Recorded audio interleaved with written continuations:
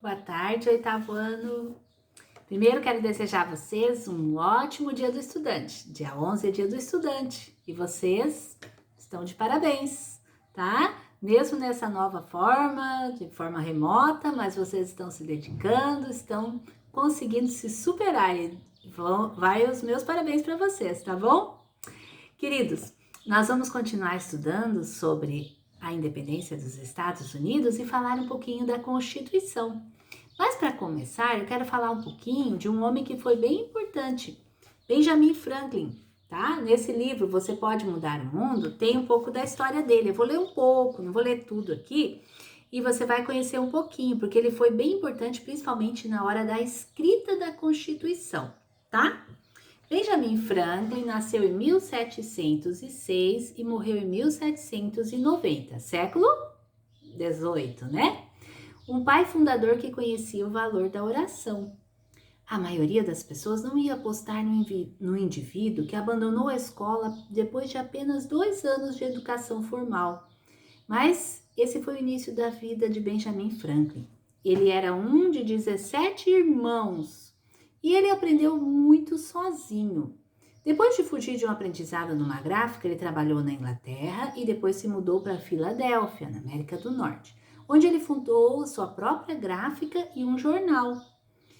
E muitas vezes ele escrevia usando outros nomes, pseudônimos, né? E expressava os seus pensamentos para as pessoas, então.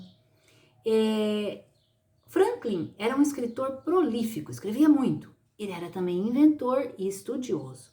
Entre as invenções dele estava um fogão que emitia mais calor que as lareiras convencionais, os óculos bifocais, a cadeira de balanço e um instrumento musical que ele chamava de harmônica. É meio parecido com órgão. O Franklin nunca patenteou suas invenções porque ele queria que todos pudessem usar. Benjamin Franklin também ficou conhecido como um líder inovador do serviço público. Ele ajudou a estabelecer a primeira biblioteca pública da América do Norte. Olha só, ele também ajudou a fazer a primeira força policial e o corpo de bombeiros, um hospital, o primeiro sistema de coleta de lixo e uma academia de estudos que se tornou a Universidade da Pensilvânia. Olha só que legal! Porque os Estados Unidos estava começando como nação, bem na época que ele estava lá. Com 42 anos, ele abandonou o negócio gráfico para se dedicar para os hobbies. Então, nesse período, ele aprendeu francês, espanhol, italiano, alemão e latim. Olha só, gente, os hobbies. Continuou a inventar. Se interessou por eletricidade, na época estava começando, e também trabalhou para o governo da colônia. Em 1757, as colônias americanas o enviaram à Inglaterra na tentativa de convencer os ingleses a respeitar os direitos da colônia. A gente falou na última aula das colônias. Quando ele finalmente reconheceu que o governo inglês não ia ouvir as queixas das colônias, voltou para a América e em 1775 ajudou a escrever a Declaração da Independência. No final da Revolução, da Guerra da Independência, ele ajudou a negociar a paz com a Inglaterra e se tornou o primeiro embaixador dos Estados Unidos na França. Por volta de 1780, ele foi chamado de volta para os Estados Unidos para ajudar a escrever a Constituição.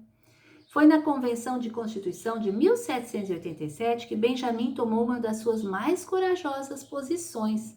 A convenção estava a ponto de fracassar no tocante à questão se os estados pequenos deviam ter a mesma representação que os estados maiores. Parecia não ter consenso. Com 81 anos de idade, Franklin ofereceu uma sugestão. Convencido de que a Bíblia está certa quando afirma que se o Senhor não edificar a casa, em vão trabalham os que a edificam, no Salmo 127:1, ele disse: Cavalheiros, eu tenho longos anos de vida e estou convencido de que Deus governa os negócios dos homens.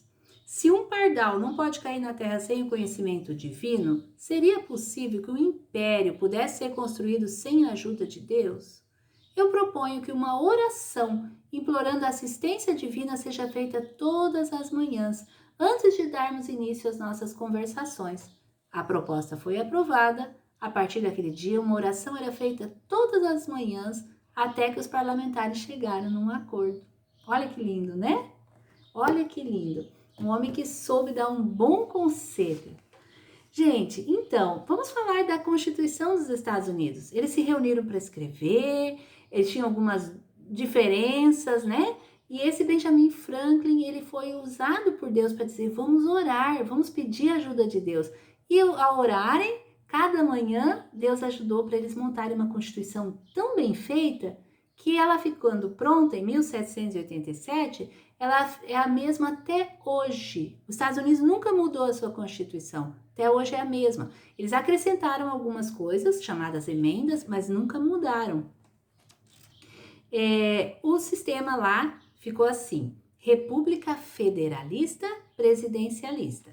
Por que federalista? Porque cada uma das colônias, eram várias colônias, se tornou um estado, e esses estados tinham bastante autonomia, podiam tomar suas decisões de forma bastante livre.